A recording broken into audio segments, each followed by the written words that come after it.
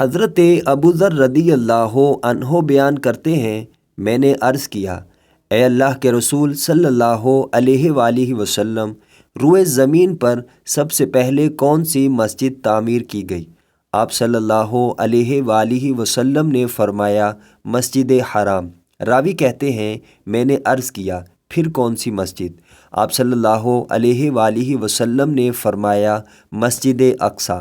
میں نے عرض کیا، ان دونوں کی تعمیر کے درمیان کتنا وقفہ ہے؟ آپ صلی اللہ علیہ وآلہ وسلم نے فرمایا، 40 سال۔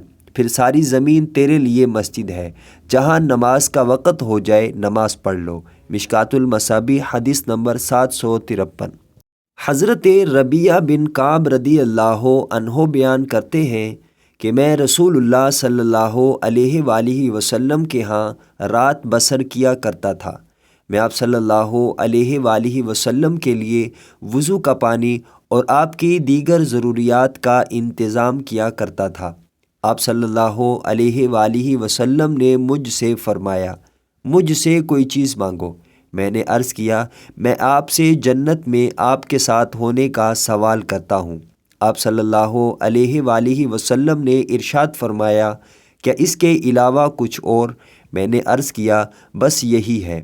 آپ صلی اللہ علیہ وآلہ وسلم نے ارشاد فرمایا، پس اپنی ذات کے لیے کثرت سجود سے میری مدد کرو۔ مشکوٰۃ المصابیح حدیث نمبر 896۔